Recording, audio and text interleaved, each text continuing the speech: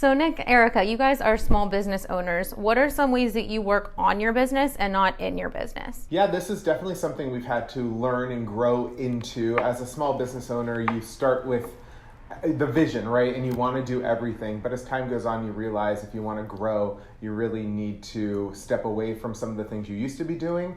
So that's something that we've worked on over the years, We've had to really dive into each of our roles and what we're doing here so that we can divide and conquer. I take on a lot more of the creative side, the buying of the store, the display of the store, and I also on more of the strategic side of the business, kind of where we're going, where we're growing into, and all of those things. And then Erica kind of focuses on some other things. Honestly, I'm a hands-on person when I'm working. So I work on the business, but I do work a lot in the business as well.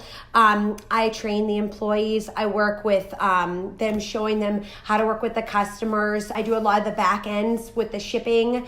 I do the back end with our app that we do and our comment sold. So that's kind of working actually on the business, not necessarily in it, because we are in the background. I feel like being in it, I am working on it. I'm taking my knowledge that I've learned and I'm passing on to my employees. So at one point I can step away. Yeah, and it's one of those things, you hear it all the time, right? You hear that the longer your business is in business and the more you grow, the further you get away from the initial reason you started the business. Mm-hmm. So for us, and what we're trying to do here at Spruce is really build that community. We have to remember almost every day why we are doing what we're doing, because as you grow, you can forget about that, or you could lose connection with your customers. So it's important to work on the business, but you can't ever forget about working in the business, because that is where the true customers are, and that is where the relationships and the connections make. And without the customers and without those connections, what are we doing, Yeah. So those are really good points that you mentioned. As you're continuing to grow, it's important to work in your business now so that in the future you don't have to.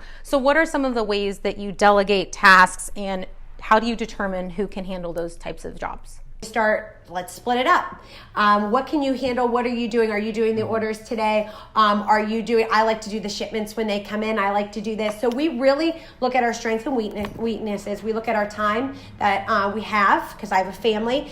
Nick has Paul. So we look and see what works for my schedule and what works for Nick's schedule. And then when it comes to our team members, it's really the same thing there. So we have developed a program for our team members to kind of come in through here at Spruce. But once we get past like that 60, 90 days points, once we're doing those evaluations, we really sit there and ask them, what are they passionate about here? Because you kind of at this point have gotten a broad picture of what we do day to day and how this operation flows.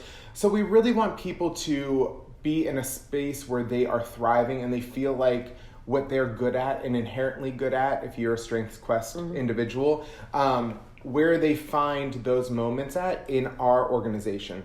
So with those passions that you're talking about for your employees and, constantly interacting and seeing what strengths and weaknesses are, how do you then evaluate your employees and your customer satisfaction?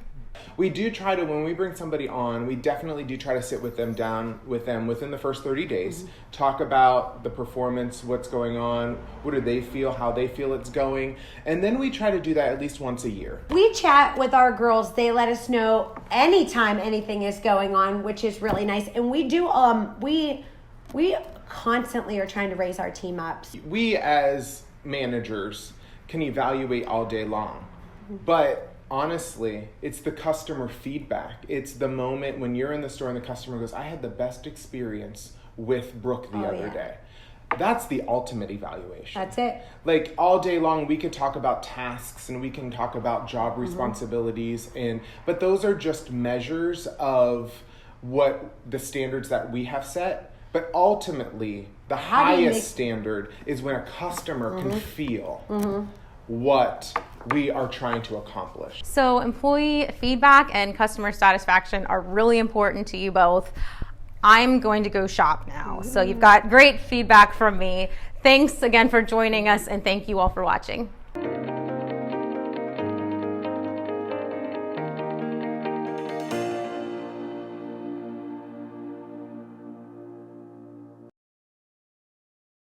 Thanks for watching the video. Be sure to like, subscribe, and hit that little bell for notifications. And also make sure to connect with us on Twitter, Facebook, and LinkedIn.